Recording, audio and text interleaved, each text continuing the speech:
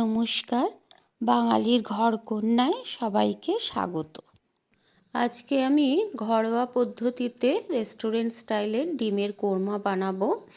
এটা গরম ভাত, ফ্রাইড রাইস, পোলাও সব কিছুর সাথেই খেতে ভীষণ ভালো লাগবে। এর জন্য আমি এখানে 4টে ডিমকে সেদ্ধ করে আধখানা করে কেটে নিয়েছি। এবার তার উপরে একটুখানি নুন আর একটু গোলমরিচ ছড়িয়ে দেবো।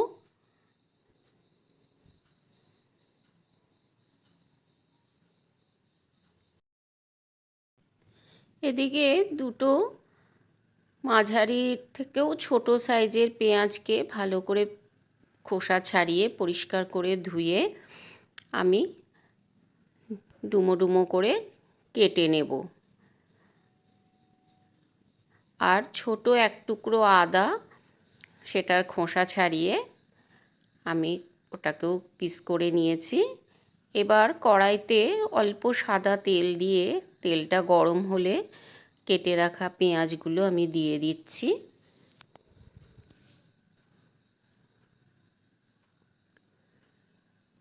এটাকে লালচে করে ভাজা করব না, একটু কালারটা চেঞ্জ হওয়া পর্যন্ত, একটু নরম হওয়া পর্যন্ত এগুলোকে ভেজে নেব। এতে আমি সামান্য একটু নুন দিয়ে দিলাম।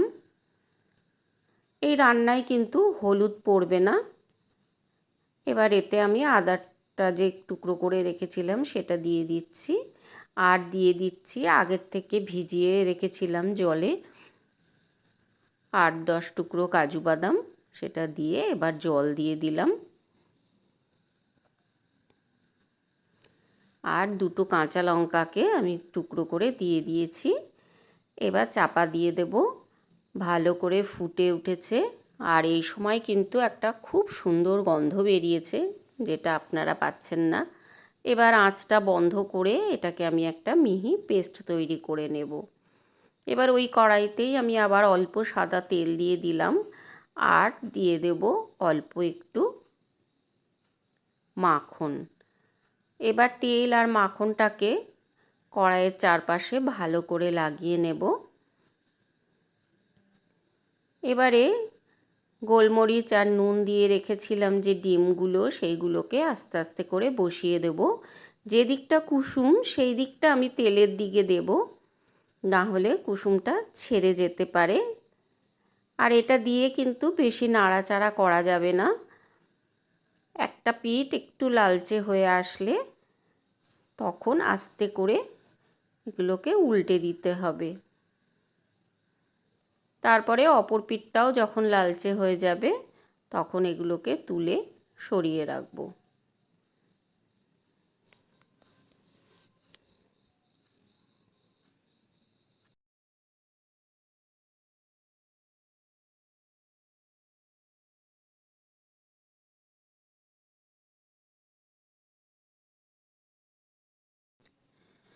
কড়াইতে আর একটু সাদা তেল দিয়ে আমি মৌরি ফোড়ন দিয়ে দিলাম, আর যে পেস্টটা করে রেখেছিলাম সেই পেস্টটা দিয়ে দিলাম, আর মিক্সি ধোয়া খানিকটা জলও দিয়ে দেব।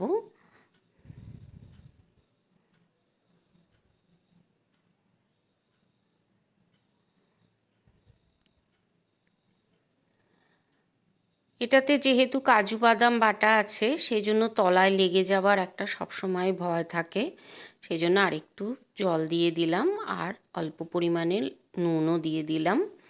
আগেই বলেছি এর মধ্যে হলুদ পড়বে না, এটার রঙটা সাদা হবে।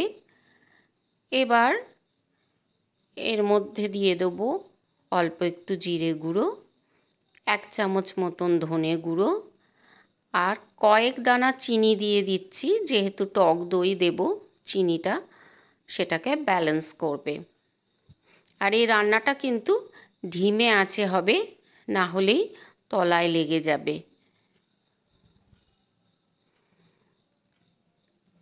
এদিকে একটা বাটিতে 4 চামচ টক দইকে আমি খুব ভালো করে ফেটিয়ে নিয়েছি, সেটা দিয়ে দিলাম।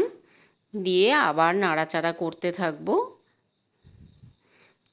এর মাঝে একটু নুনটা চেক করে নিচ্ছি। এবার দেখুন ঝোলটা টকবক করে ফুটে উঠেছে।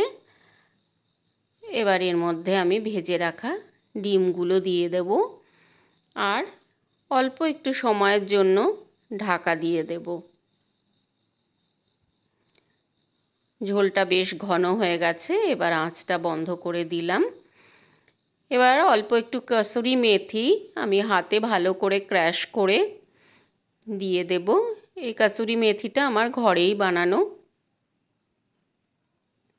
আর অল্প একটুখানি গরম মশলা দিয়ে একটু মিশিয়ে নিয়ে স্ট্যান্ডিং টাইমে ঢাকা দিয়ে দেব। তারপরে একটা প্লেটে তুলে নিলেই পরিবেশনের জন্য একদম রেডি।